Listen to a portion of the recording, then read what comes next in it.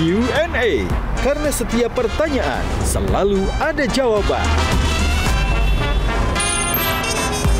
Dipandu oleh Yohana Margareta.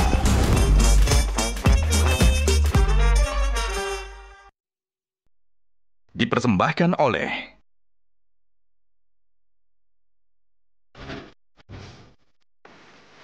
Panelis kita hari ini. Menurut Mbak Tejo, penguasa hari ini itu masih punya cinta nggak? Jadi pernyataan turut berduka cita itu malah salah. 3 kebiasaan ini berimpact apa pada kemajuan satu bangsa? Matematika itu dianggap hitung-hitungan. Enggak. Matematika adalah melihat pola ketika Raffi Ahmad diangkat sebagai utusan presiden bidang kepemudaan dan kesenian. Masa aku di bawah Raffi harus seniman? Kita itu benar, tapi kita yang harus minta maaf. Ya, nggak apa-apa, itu kan bentuk Dan ini pengabdian harusnya ya. ini ada menteri pemberdayaannya. Gitu loh. Gajah Duduk dipilih karena sudah lama hadir dalam mewarnai perkembangan berbusana di Nusantara dan telah melekat di hati lapisan konsumen secara turun-temurun. Perkembangan sarung sedemikian pesatnya sehingga sekarang tidak hanya dikenakan oleh pria sebagai outfitnya, karena kain sarung Gajah Duduk menawarkan kenyamanan yang sesungguhnya serta tidak bisa dibandingkan. Hal ini sesuai dengan tagline kita, Legenda Nusantara, bahwa sarung adalah budaya kita, sarung adalah Indonesia.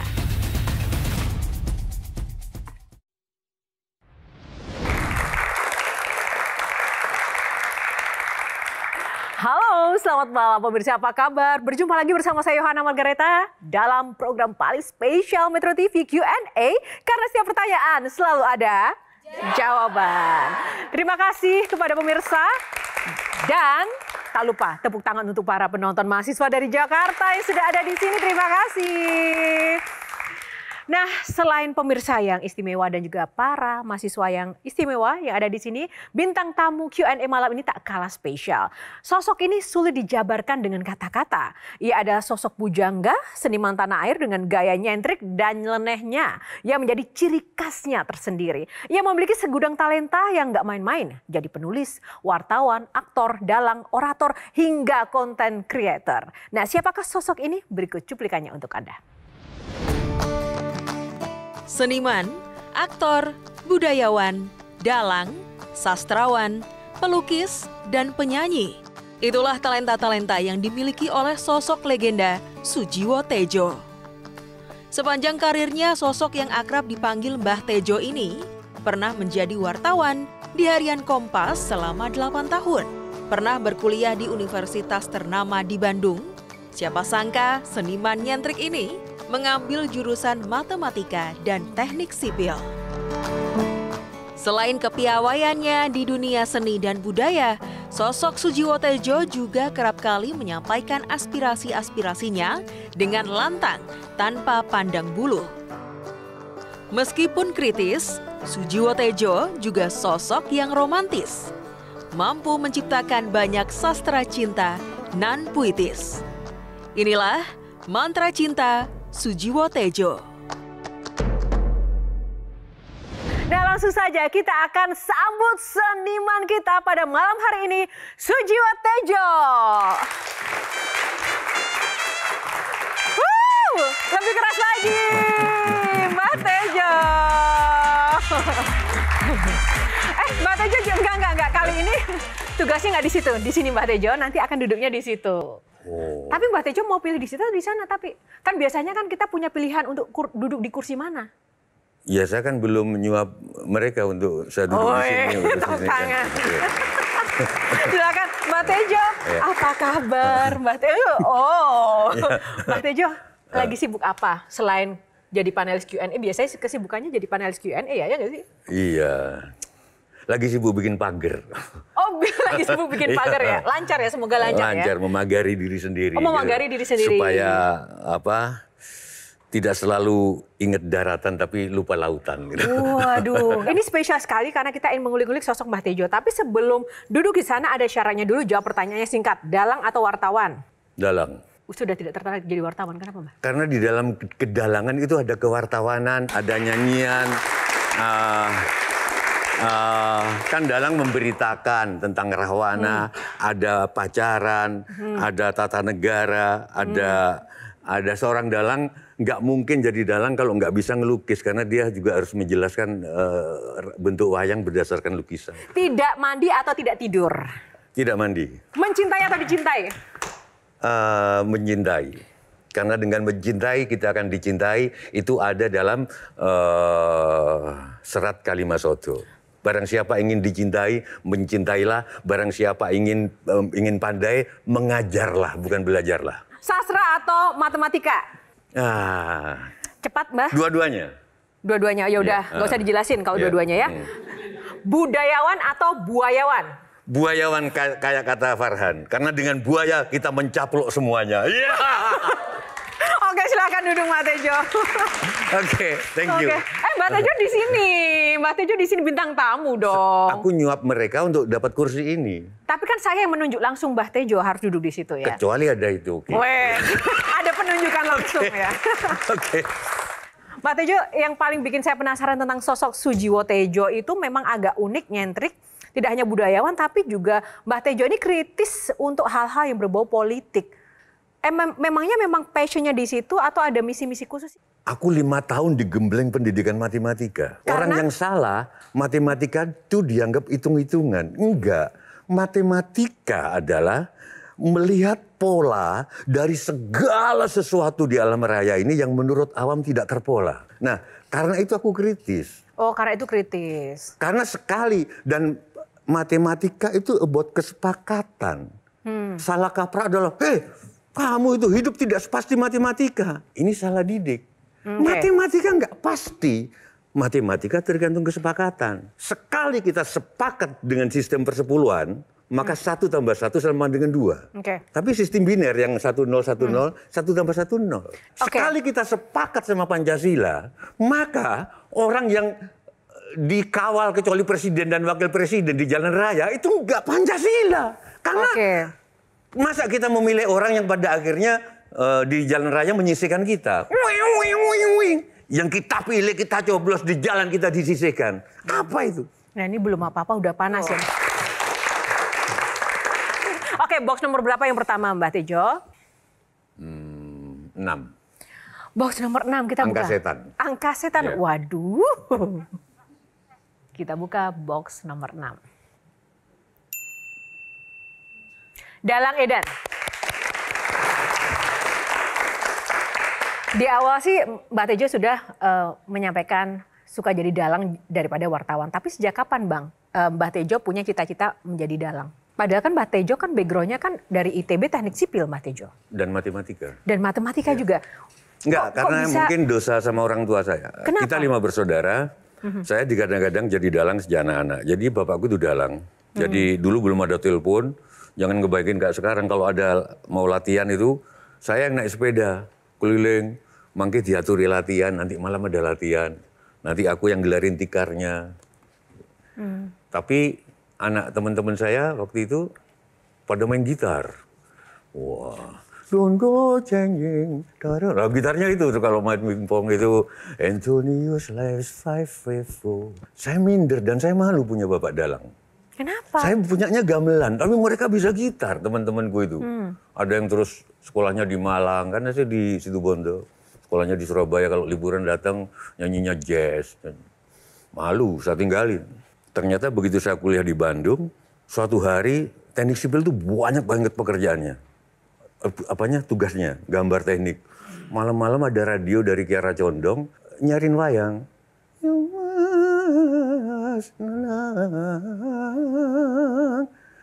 Aku jadi ingat bapakku. Aku nangis. Ternyata LDR itu aku LDR sama bapakku kan berarti ini.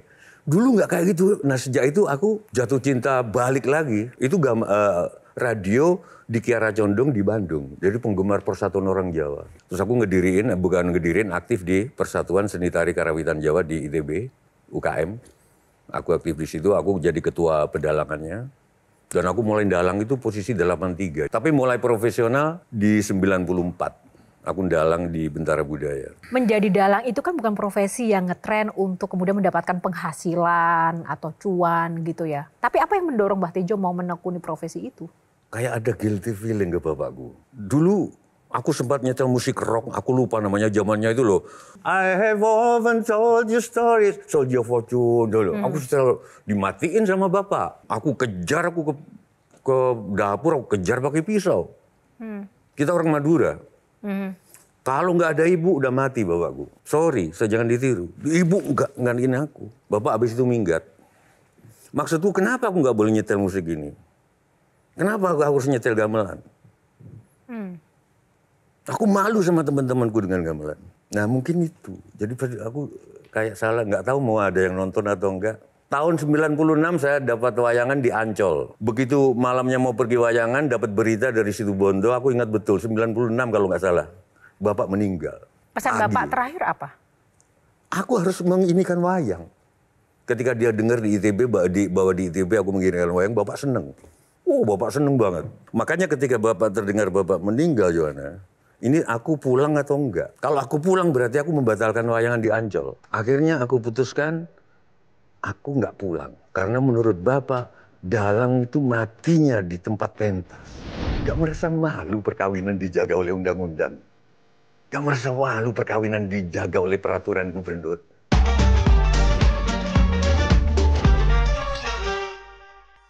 Dipersembahkan oleh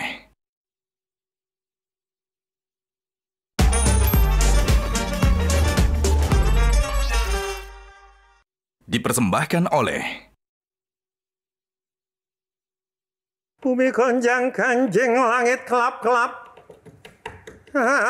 Tonler kincanging. Alkisah.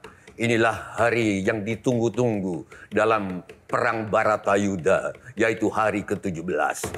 Apa itu Baratayuda, perang antar saudara yang akan dialami oleh seluruh manusia di muka bumi dari dulu hingga sekarang. Entah karena warisan, entah karena pengaruh, entah karena perbedaan agama dan lain sebagainya. Hari ke-17 Perang Baratayuda.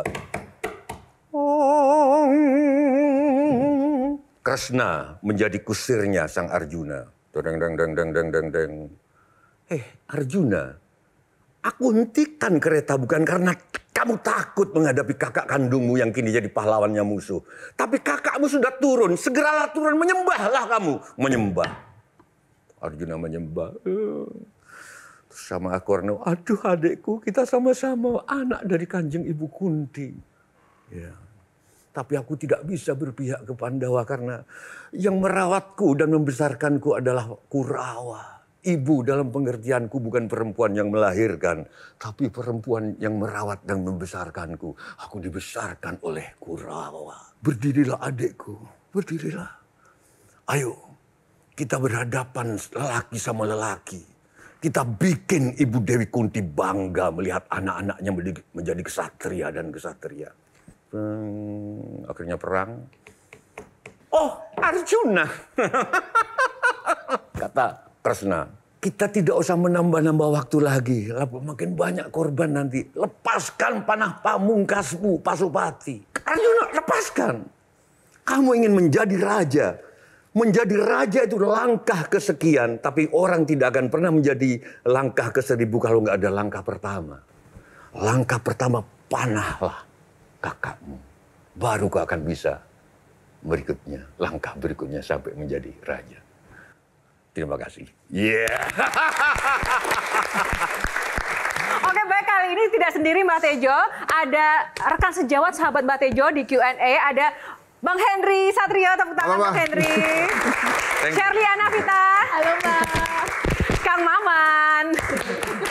Oke, langsung saja saya kasih waktu untuk Kang Maman. Saya tadi langsung merinding ketika mendengar Soldier of Fortune karena di Purple saat itu lagi edan-edannya dan bapak saya yang tentara sangat mengagumi dan suka dengan Soldier of Fortune itu. Jadi begitu masuk aja saya udah merinding. Berkaitan dengan ibu, bagaimana memainkan sosok Drupadi? Dan buat saya itu salah satu sosok yang paling berat dalam pewayangan. Drupadi adalah perempuan dengan suami 5. Pandawa semua adalah suaminya. Saya pernah nerbitin buku itu dan saya terbitin sendiri, satu-satunya buku dari 25 buku yang aku terbitin sendiri. Karena aku nggak tahu mau ada penerbit yang menerbitkannya atau enggak. Tapi ada rencana aku terbitin kembali. Saya cenderung yang Henry. Saya cenderung di antara para dalang, saya cenderung yang Drupadi menikahi 5 untuk sebenarnya untuk mengcounter bahwa hanya pria yang boleh poliandri. Poligami ya? Poligami. Di situ aku melukiskan bagaimana cara Drupadi menghadapi Puntadewa. Sebagai perempuan yang menghadapi Puntadewa, aku harus melangkah langit. Ketika dia menghadapi Bima yang gagah, dia lain lagi. Kita langsung serahkan kepada perempuan Shirley. Silahkan, Shirley ke Mbah Tejo. Dari segmen pertama sampai kedua, Mbah, Shirley itu kayak ngeliat sisi lain dari Mbah Tejo di Q&A. Jadi pertanyaan Shirley, apa arti perempuan bagi Mbah Tejo kalau begitu? Oh, aku membuat lagu hampir 120-an, belum ada apa-apanya kalau dibagi Kinarto Sabdo 400-an. Aku baru 123. Semua tentang perempuan. Aku akan ngomong ke Kang Maman. Kang Maman, sorry, jujur. Berapa kali benar terhadap istri dan berapa kali harus minta maaf walaupun benar? Nah, itu loh. Ya. Kang Maman Kita itu benar, ya? tapi kita yang harus minta maaf. Ya, nggak apa-apa, itu kan bentuk Dan ini pengabdian, harus ya. ini ada menteri pemberdayaannya. Gitu loh. Mungkin nanti kita akan undang ya Menteri Pemberdayaan Perempuan ya. Iya, betul. Tapi gini, Jo, saya setuju juga sama Mbah Sujiwo Tejo ini. Bukan karena masalah perempuan dan laki-laki ya. Jadi begini memang, kenapa ada aturan yang mengatur perempuan di agama? Karena perempuan itu memang super power. Dia bisa semua. Yang laki-laki bisa, perempuan bisa. Makanya perlu ada aturan. Jadi betul memang luar biasa perempuan ini. Jadi kalau kemudian perempuan ini luar biasa, agak aneh juga kalau mereka minta kita, tolong dong kita diberdayakan. Bahkan ada idiom yang sangat terkenal itu ladies first. Emang Anda itu udah first. Apa yang bikin Bang Henry Satrio itu penasaran dengan Mbah Tejo? Kira-kira melihat sosok Mbah Tejo ini dari sudut pandang pengamat politik gimana ya untuk negeri ini? Kalau Mbah Tejo itu melebihi politik di Indonesia. Bahkan menurut saya abstrak dari politik di Indonesia itu sudah diwakili oleh Mbah Tejo. Maksudnya gimana? Mbah Tejo itu kan penghasil karya-karya abstrak yang lebih berguna buat kehidupan ini. Beberapa quote-quotes yang terkenal itu sudah disampaikan. Puncak orang jatuh cinta itu adalah sama-sama merindu tapi tidak bertemu, kalau nggak salah begitu. Pada jarak yang berjauhan. Itu kan luar biasa abstrak tapi kuat maknanya. Kalau politik ini kan, jadi kalau melihat Mbah Tejo cocok nggak sih jadi politisi atau cocoknya jadi seniman aja? Enggak, udah begini aja lah. Malah saya ada pertanyaan, Mbah. Mbah waktu nembak sang istri, menyatakan cinta, itu bebelit atau to the point, Mbah? Mbah jangan ngeliatin ke saya kayak gitu, Mbah. Aku punya teman jurusan elektro di Bandung. Terus aku nggak suka sama dia. Cowok. Suatu hari dia tuh asisten harus menjaga ujian mekanika teknik di jurusan arsitektur. Dia sakit. Dia minta tolong aku. Aku jagalah kan kalau setiap dulu waktu jaga sebelum ujian kan dilihat apa? Kartu KTM. Set. Ada yang manis satu ini namanya Rosana ini. Oh. Terus aku sangat dipengaruhi oleh Waljina, guru-guru. Oh. Yen seneng ojo mung mandeng golek ono ngendi omahe ya. Kalau seneng jangan cuma melihat, cari rumahnya. Aku cari rumahnya kan ada di alamatnya. Ya. Aku sering bikin puisi. Waktu itu aku punya radio di Radio Continental. Nah setiap malam Senin aku baca-baca puisi buat dia. Modalnya puisi ya. Nah, terus. Oh kekasihku, aku masih ingat. Cincinku kolong langit, emas kawin dari penyair. Diserahkannya ketika malam, kelap-kelip bintang dan langit warna ultra. Tetapi, walau cincinku kolong langit, cincinku kolong langit. Jadi sampai sekarang aku nggak pakai cincin kawin. Ini dari Gusmus, ini dari Buya Sakur. Karena cincin kawin bagi aku itu apa? Cincin kawin adalah kolong langit. Ketika kemarin ada rame-rame soal PSN yang calon anak buahnya Pramono nanti di DKI, bukan mau undang-undang perkawinan. Oh ini gimana? Oh udah, aku ketawa. Kalian Nggak merasa malu perkawinan dijaga oleh undang-undang. Nggak merasa malu perkawinan dijaga oleh peraturan gubernur. Terus siapa yang menjaga pernikahan? Yang menjaga pernikahan kita adalah cinta. Baik. Belum selesai. Fokus itu gimana tadi? Itu nembaknya gimana tuh jadi? Ya nggak ada nembaknya karena kita... Terus gimana caranya dia tahu kalau tadi jawabannya dengan puisi yang membuat Rosana Lulu, mantra cintanya itu. Sampai dia ngirim tumpeng ke itu. Tapi nggak pernah aku ngomong bahwa aku cinta. Nggak. Tapi aku pernah punya prinsip, Kang Maman Sherly. Ya. Bukan laki-laki kalau belum pernah membawa lari perempuan. Oh, maraton, jogging maksudnya jogging. Aku membawa jogging lari bareng. istriku, karena orang tuanya nggak setuju. Kenapa nggak prosesnya? Aku nggak ada kerjaan. Ketika ditanya kerjaanmu apa, aku bingung. Aku jawab aja budayawan. Bingung kan orang tuanya waktu itu. Orang tuanya orang bisnis. Karena aku memang nganggur. Nganggur. Terus bawa lari anak orang? Bawa lari anak orang, tapi aku titipin di temennya di Bandung. Jadi nggak tidur sama aku. Aku bukan sok suci. Hidupku, tapi orang tuanya di Cilegon. Ngasih utusan dan akhirnya bisa kawin. Kawin, aku nggak punya duit, nggak punya apa, gimana ya? Aku bikin pertunjukan teater di Bandung. Temanku itu banyak di Bandung, Jo. Tapi bukan ITB temanku yang banyak, malah di IKIP. Jadi jurusan-jurusan teater itu, di Unpad, jurusan film. Itu ngedukung semua, Jo. Bikin teater, ngedukung semua. Ada yang kostum, ada yang nyetrikain kostum, ada yang... Semuanya gratis, Rumentang Siang. Gedung kesenian. Ya. Gedungnya digratisin. Itu mas kawinku. Terus aku dikasih tahu ulama, sekarang jadi duta besar Lebanon, Kosin Gumaidi. Pak Kosin, boleh nggak ini jadi mas kawin? Nggak bisa, mas kawin nggak bisa jasa. Harus benda. Kerikil aja boleh. Kalau kamu miskin, kerikil aja boleh. Nggak kurang akal pertunjukan Mbah, itu. jangan ngajarin nanti laki-laki atau perempuan nggak bermodal dong, Mbah. Loh, tapi faktanya daripada... Masa dikasih kerikil? Enggak, ininya, kata Pak Kosin. Yang penting benda. Ya udah. Teater tadi kita potretnya aku jadiin mas kawin di masjid. Ini mas kawinnya. Habis itu aku dibantuin teman-teman di Jalan Gagak untuk dikasih garasi Gagak dekat. Rimang. Dikasih garasi. Selama 6 bulan aku tidur di garasinya orang. Nah, setelah kemudian sedikit makanya aku bingung lihat anak-anak sekarang, nggak tahu kalian termasuk anakku. Kenapa nggak nikah? Belum punya rumah. Masih terlalu banyak planning di sini. Nikah aja. Tuh, nikah aja. Saya setuju, mudah-mudahan Sherly dengar. Baik, kita jeda dulu ya. Itu juga.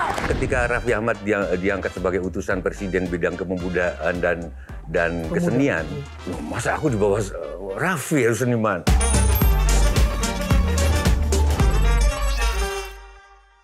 Dipersembahkan oleh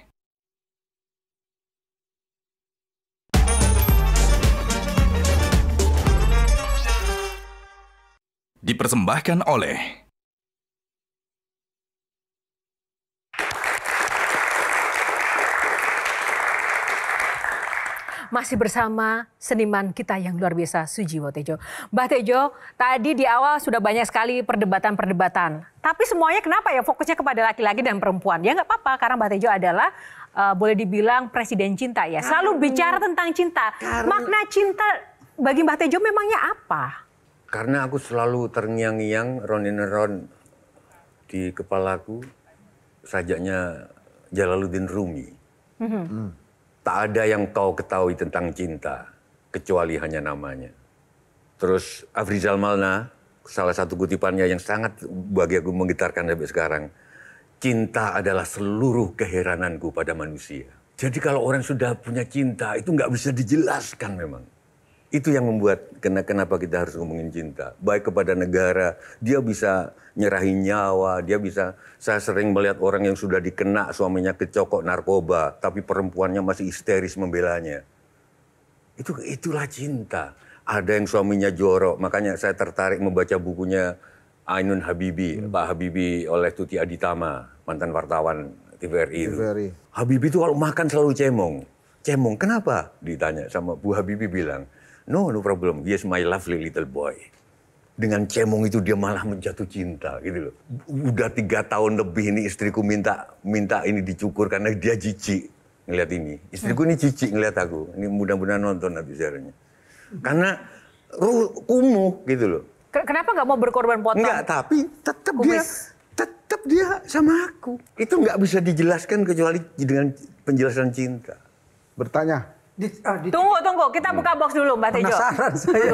Tadi soal yang pertama kan sudah tuh box dengan Saya nomor mau setan tanya kata nih. Mbak Iya. Tejo. Sekarang dengan nomor apa Mbak Tejo? Oh, 9 karena saya suka 99.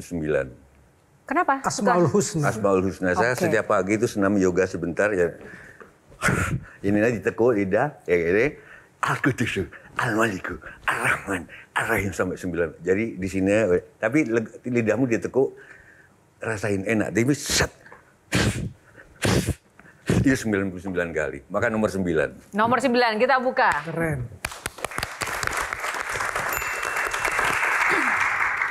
Tali jiwa. Tali jiwa, tali kalau bahasa Jawa itu kan tali ya. Iya. Tali jiwa itu kan jiwa begitu. Mbak Tejo kan identik dengan budaya Jawa ya. Nah, bagaimana Mbak Tejo itu bisa beradaptasi agar pesan-pesan karya Mbak Tejo itu bisa dinikmati anak-anak dari generasi ke generasi itu gimana? Karena sangat segmented, bahkan jujur saja kadang saya sebagai orang Jawa pun kadang juga banyak yang nggak mengerti dengan pesan Mbak Tejo saking abstraknya Mbak Tejo. Ya tali jiwa itu dulu kalau nggak salah ada pasangan penyanyi Muksin Alatas dan Titi Sandora. Pernah dengar ya? Ya. Iya ya. Nah itu ada tentang pelem tali jiwa. Ada memang mangga tali jiwa. Kalau Margaret Joanna pernah ke daerah Tawangmangu, ada rumah makan tali jiwa juga ada. Nggak tahu kebetulan di medsos, quote-quote itu saya kasih nama tali jiwa. Bahkan di sebuah harian di Jawa Pos tiap hari saya nulis tali jiwa di halaman depan kanan bawah. Aku nggak tahu juga siapa yang namain sehingga muncul tagline tali jiwa. Iya, tapi bagaimana menjelaskan karya-karya yang lain juga pesan Mbak Tejo entah itu dengan platform apapun ke anak muda zaman sekarang. Gen Z kan nggak banyak yang paham juga dengan bahasa-bahasa sastrawi ala Mbak Tejo. Itu gimana? Atau Mbak Tejo memang sebagai seniman, oh ya sudah, yang penting kepuasan diriku sendiri punya karya dimengerti atau tidak? Oh iya, yang itu. Yang itu. Itu bedanya artis sama seniman. Jadi Ali Auda udah meninggal, sastrawan pernah menulis di majalah Prisma dan itu menginikan saya. Artis memang art di Inggris ya artis, siapapun artis, tapi khusus di Indonesia ada beda antara artis dan seniman. Seniman adalah orang yang menjalarkan nilai-nilai baru, diterima atau enggak monggo. Tapi kalau artis, orang yang larut di dalam masa suka dangdut kasih dangdut, masa suka jazz kasih jazz, itu artis. Nah saya seniman, makanya ketika Raffi Ahmad diangkat sebagai utusan presiden bidang kepemudaan dan kesenian, saya agak, loh masa aku di bawah Raffi harus seniman, mestinya dan keartisan. Memangnya pendapat Mbak Tejo? Aku seniman, aku bukan artis. Jadi aku nggak mau di bawahnya Raffi. Maunya di bawah siapa? Nggak di bawah siapa. Oke, Kang Maman silakan. Menarik bicara Muhsin Alatas Sandora karena kisah cintanya seperti kisah cintanya Sujiwo Tejo. Hatiku hatimu terbentang dinding yang tinggi gitu kan. Terbentang Dinding yang tinggi. Yang menarik dari Sujiwo Tejo adalah orang mungkin melihat dia tadi kok seksis betul. Padahal menurut saya tidak. Dia ngajak kita untuk selalu berpikir dan nggak ada kata titik. Jadi nggak disuruh untuk sepakat dan tidak sepakat. Perempuan, cinta selalu dianggap sebagai sumur tanpa dasar. Ini yang bikin orang absurd. Saking absurdnya saya berharap seorang Sujiwo Tejo dengan karakter seperti ini, saya diskusikan tadi dengan beliau di luar, tidak boleh ada dalam struktur pemerintahan. Tapi pernah ditawarin nggak Mbak Tejo? Di struktur pemerintahan atau di politik? Abstrak tadi. Waktu menjelang 20 Oktober ini kemarin. Ditawarin jadi? Saya dikasih ucapan selamat sama Gilang Ramadan, gitu. Suaminya sana. Katanya aku di kebudayaan, gitu. Aku pikir terima kasih, aku pikir gitu aja. Tapi Mbak Tejo tertarik punya keinginan nggak masuk ke dunia Nggak. politik dan pemerintahan? Aku sejak kuliah nggak suka, sejak SMA aku nggak suka rapat. Rapat-rapat OSIS, di titik itu. karena rapat aku. Oke, Kak Di Mon. titik itu saya merasa Sujiwo Tejo memang posisinya adalah sebagai court jester. Seperti para punakawan kita, dia bisa ada di istana tapi dia tidak sungkan-sungkan untuk mengkritik orang yang duduk di Artinya ketika kita mendapatkan kekuasaan atau jabatan, kita juga harus melihat diri sendiri karena itu bagian dari tanggung jawab. Kalau memang kita tidak mampu ya kita harus sadar diri untuk tidak mengemban itu secara etika di titik itu. Tapi di posisi court jester dia boleh keluar masuk istana tapi dia punya kebebasan untuk melakukan kritik kalau memang salah. Dan itu yang di pemerintahan kita susah. Jadi beliau harus tetap di luar untuk menjadi kelompoknya Semar. Yakin Mbak Tejo akan terus di luar terus walaupun nanti suatu saat ada iming-iming uangnya banyak begitu Mbak Tejo? Pernah nggak kayak gitu? Yakin kalau netizen tahu diri. Kenapa netizen yang disalahin? Karena kita bikin lagu. Sekarang itu bikinnya kita pasti di Spotify atau apa. Nah terus bikin apa lagi. Nah netizen itu kan sukanya kalau kita posting ecek-ecek gitu. Kalau kita posting yang ada hubungannya sama dia download supaya kita itu enggak. Download aja enggak. Nah kalau netizen enggak download berarti dapurku enggak ngebul kan. Nah kalau ke dapurku enggak ngebul ada bahaya Sujiwo Tejo nanti masuk ke politik loh. Ya gitu kan. Makanya enggak. Guyon. Aku percaya. Nah, tapi sebentar lagi kan ada yang bilang akan ada reshuffle nih, Mbah. Kalau ternyata ketika reshuffle ditawarin nih satu posisi menteri atau di salah satu bidang itu ke Mbah Tejo untuk memperbaiki bidang kesenian dan seniman di Indonesia. Kira-kira Mbak Tejo enggak, pasti enggak. Kenapa Mbak Tejo? Aku enggak punya bakat untuk memimpin praktis. Gini loh, saya banyak orang yang salah tuh. Aku aktif di sini diskusi tentang politik, diskusi soal filsafat. Dikira aku tertarik politik, dikira enggak. Aku bukan Hendy Satrio yang praktis. Aku tertarik bagaimana cara pandang orang di dunia politik, bagaimana orang-orang hukum di hidupnya, gitu. Aku tertarik. Tapi begitu praktis, aku nggak bisa, saya. Okay. Sebetulnya ini sambungan dari Kang Maman tadi, ditambah jawaban Mbah Tejo, Mbah. Jadi Mbah Tejo ini kan akhirnya dikenal sebagai seorang seniman, tapi akhir-akhir ini juga peduli menyuarakan apa yang terjadi di publik, sosial, termasuk politik. Dan nggak segan untuk bertanya, apapun itu, bahkan kadang-kadang kontroversi. Nah, berkaitan dengan nggak segan ini, Mbah, sebetulnya Mbah Tejo itu kalau bertanya, sebebas apapun, Mbah, itu tuh benar-benar menginginkan jawaban atau sebetulnya bertanya karena sebetulnya udah tahu jawabannya apa tapi kayaknya yang kedua karena Pak Tejo ketawa yang kedua ya kan ya udah nggak usah dijawab udah tahu biar kita berpikir gitu loh Mbak pikir dong ini masalahnya tuh begini saya bantu jawab yang kedua itu pilihannya karena sudah dijawabnya kan Mbak ya atau tidak karena ya aku seneng cerita tentang Socrates. Socrates itu mengubah zaman bukan karena jawaban tapi karena dia bertanya di pasar-pasar, semua orang ditanya, sampai yang ditanya itu, loh, zaman berubah. Socrates itu kerjanya bertanya, gitu loh. Ditanya terus sampai dia sampai titik inti, loh iya ya, kenapa ya? Wartawan kan sukanya kan bertanya ya, karena setiap pertanyaan selalu ada jawaban. Oke, Bang Henry, silakan. Menurut Mbah Tejo, penguasa hari ini tuh... Tapi aku... bajunya tuh. Aku agak merasa bersalah, aku yang dalang harusnya dipakai itu gitu loh. Sementara itu aja sih. Ini menghormati Mbak Tejo loh, saking cintanya. Tapi aku jadi merasa nggak enak gitu loh. Silakan. Menurut Mbak Tejo, penguasa hari ini tuh masih punya cinta nggak? Selama masih ada pelacuran, aku nggak percaya ada cinta. Karena setiap laki-laki merasa bahwa itu bisa dibeli. Jadi hanya ketika kita nggak bisa membeli hal itu, maka kita akan menghormati segala hal bahwa kursi, apa, jabatan nggak bisa dibeli, karena bahkan itu pun nggak bisa dibeli. Selama kita masih bisa itu bisa dibeli, teman-temanku yang gituannya beli, rata-rata menganggap semua hal bisa dibeli. Artinya politik kita masih transaksional kan? Transaksional. Okay. Kenapa aku menolak mau ditawarin apapun, saya beberapa kali dihubungi. Jujur aja tapi nggak usah aku sebut namanya, termasuk waktu pemilihan gubernur Jakarta zaman Fauzi. Tuh aku dihubungin untuk jadi ini. Dari awal nggak mungkin aku jadi pelaku praktisi. Hidupku ini jadi begawan. Hidupku jadi ulama dalam pengertian ulama baca lah kira-kira. Di dalam wayang sudah dijelaskan. Chaos goro-goro itu terjadi bila ulama sama umaroh udah jadi satu. Harusnya pesantren berdikari, gereja berdiri sendiri, tidak di bawah pemerintah, tidak jadi satu. Kalau nggak saling mengontrol. Pesantren yang jelek itu cuma pesantrennya Gusmus, buruk banget. Berarti nggak menerima bantuan dari pemerintah sama sekali kan. Yang lain-lain bagus-bagus, sorry to say. Dari mana duitnya? Dalam arti wujud dari fisiknya. Oke, terkait dengan masihkah penguasa kita memiliki cinta terhadap negeri ini, kita juga mau ada pertanyaan cinta untuk Mbak Tejo dengan Love Matter. Mbak Tejo, kami akan tampilkan beberapa foto. Silakan nanti cintanya 1 sampai 10 berapa. Foto yang pertama 1 sampai 10 nomor berapa? Habib Jafar. 9. 9. Kenapa Mbak Tejo? Aku sering banget tampil dan dia punya spontanitas yang bagus. Jadi 2 kata untuk Habib Jafar apa? Ngangenin dan gateli. Ya sebel tapi seneng gitu loh. Oke. Gitu. Yang kedua, 2 kata untuk sosok ini. 2 kata Mbak Tejo.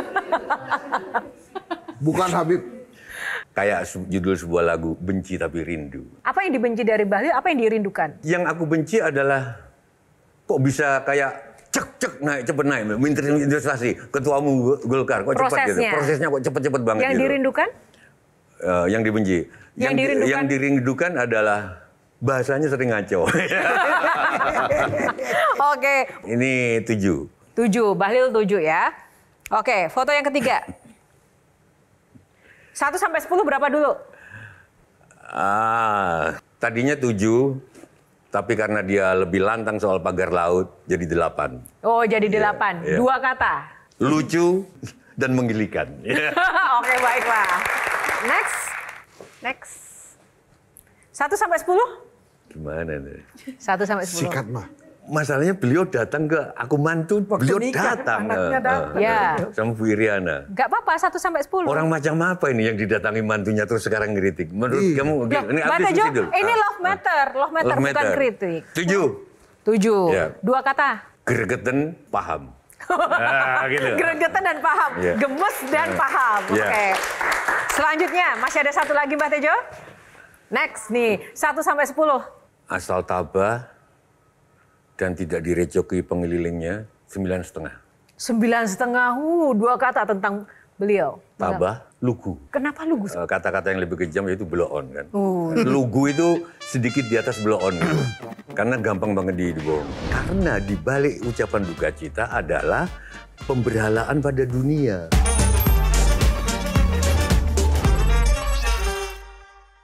Dipersembahkan oleh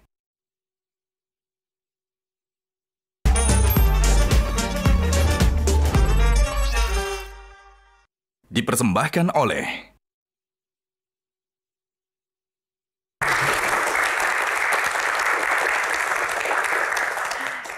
kasih pemirsa, masih di Q&A, langsung saja masih bersama bintang tamu kita Sujiwo Tejo. Mbak Tejo, kita buka box lagi nomor berapa? Kata orang Sunda hiji. 1. 1. Oke, kita buka box nomor 1. Tuhan Maha Asik. Tepuk tangan dong. Tadi di awal juga sempat ya kita bicara tentang Tuhan bagi Sujiwo Tejo tidak jelas tapi dicintai begitu. Nah, Kang Maman. Sangat spiritual karena ada satu pernyataan dia yang buat saya luar biasa ketika dia mengatakan kalau orang meninggal, kenapa kita harus mengucapkan berduka cita? Justru kita harus bahagia karena kita akan bertemu dengan Tuhan kita setelah kematian itu. Jadi pernyataan turut berduka cita itu malah salah. Pemikiran Sujiwo Tejo ya? Pemikiran Sujiwo Tejo. Oke. Nah itu yang supaya adik-adik juga jadi paham kenapa kita harus mengatakan kita harus justru bahagia ketika sudah melepas semua urusan duniawi termasuk nafas kita, fisik kita. Kenapa demikian, Mbah?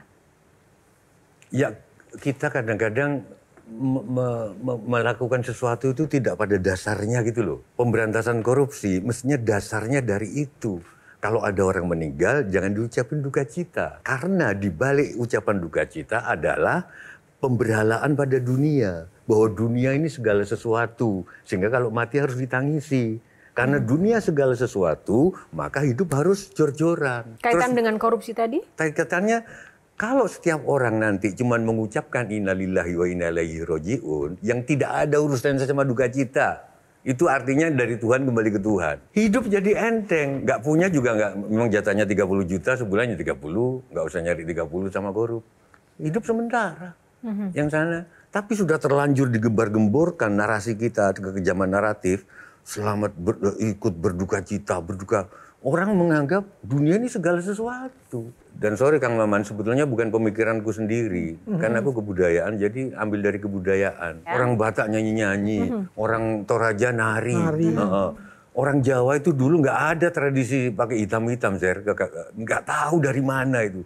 Pakai baju warna-warni. Dan kita tanah makam juga nggak pakai duka. Nah gitu loh maksudku. Jadi Tuhan maha asik, kira-kira bukunya Interial lain menulis itu. Oke, Shirley? Mbah, sependek yang Shirley tahu, Mbah, ada 3 kebiasaan Mbah Tejo yang paling anti. Mbah Tejo paling nggak suka 3 hal ini. Yang pertama adalah main HP saat ngobrol. Yang kedua, bising. Jadi saat misalnya kita sedang melakukan sesuatu ada kebisingan. Dan yang ketiga, terkecuali hari ini, terlambat. Jadi Mbah sangat disiplin. Nggak apa-apa Shirley, ini baru sekali nih Mbah Tejo telat ya. Jadi 3 hal ini kalau terjadi Mbah tuh bisa marah. Pertanyaan Shirley adalah, ada apa dengan 3 kebiasaan ini Mbah? Dan kalau boleh Shirley panjangkan sedikit, 3 kebiasaan ini berimpak apa pada kemajuan satu bangsa? Apa pesannya untuk kami anak muda tentang 3 kebiasaan ini? Di Al-Quran yang banyak disebut itu adab. Tingkah laku. Nah makanya aku nggak suka sama orang HP. Pertama, nggak enak sih, terutama untuk di akad nikah. Pak Nazaruddin Umar bilang ke aku sebelum jadi menteri, mendatangi akad nikah itu sama nilainya dengan membangun masjid. Masuk akal, berarti sakral kan kalau dia punya keturunan, ya aku pikir sama lah di gereja atau siapa. Tapi akad nikah sekarang jarang yang hikmat, Jo. Semua orang main HP. Dalam hati aku berpikir, sesibuk apa sih kamu waktu akad nikah, bisa nggak sih dengerin itu hikmat tuh saja ijab kabul. Sebetulnya kalau kita itu agamanya bener, kan nggak ada kemiskinan di Indonesia. Karena orang nggak akan umroh berkali-kali kalau tetangganya lagi sakit atau tetangganya kurang. Gitu loh. Kalau yang terakhir, bising. Aku sering berantem sama istriku gara-gara itu juga. Kalau di mobil buka permen, kresek, terus buka apa, aduh, aku langsung kayak di mobil aja aku jarang nyetel musik. Tapi karena begitu ada musik, aku langsung terserap.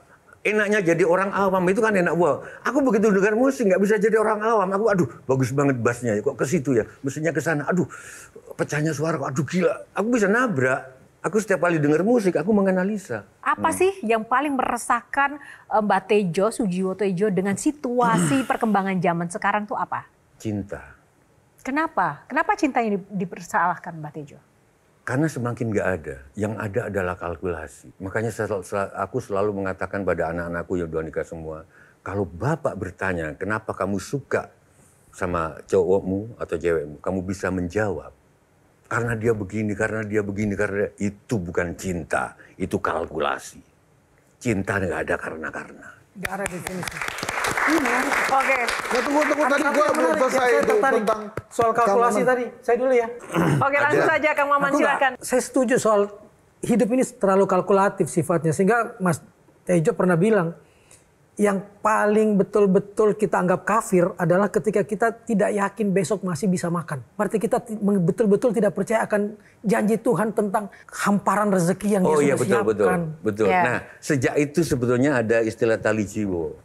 Aku pernah bilang, menghina Tuhan itu nggak harus membakar kitab sucinya, nggak harus sampai menghina nama nabinya. Oke, besok kau khawatir nggak bisa makan, kamu sudah menghina Tuhan. Terima kasih Mbak Tejo dan teman-teman panelis, luar biasa sekali. Tapi satu hal lagi untuk teman-teman anak-anak muda, tadi memang ada 3 hal yang Mbak Tejo sudah tularkan untuk kita tertib waktu, gitu kan, dan menghargai orang lain. Apalagi Mbak Tejo untuk teman-teman Gen Z yang menjadi pemirsa Q&A. Di dalam wayang, tokoh-tokoh hebat itu justru yang mengalahkan gurunya. Jadi kalau kalian pengen hebat, kalahkan aku, jangan jadi aku, kalahkan Sujiwo Tejo. Dalam arti, kamu harus lebih. Thank you. Terima kasih. Terima kasih Mbak Tejo untuk inspirasi pada malam hari ini dan juga tepuk tangan untuk teman-teman panelis sekali lagi. Terima kasih kebersamaannya. Semoga episode kali ini menginspirasi Anda semua dimanapun Anda berada. Dan tentu saja tak lupa saya ucapkan terima kasih untuk Sarung Gajah Duduk yang sudah menemani kita sepanjang episode kali ini. Sarung Gajah Duduk legenda Nusantara yang ada tulisan Arabnya yang sudah menyiapkan busana kali ini. Saya Yohana Margareta undur diri. Sampai jumpa lagi di Q&A karena setiap pertanyaan selalu ada jawaban.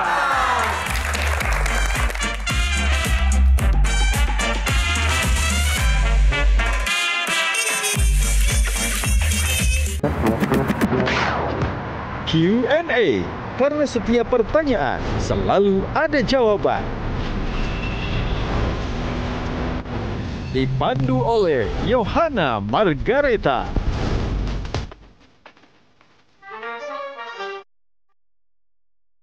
Dipersembahkan oleh Jelajahi cara baru mendapatkan informasi. Download Metro TV Extend sekarang.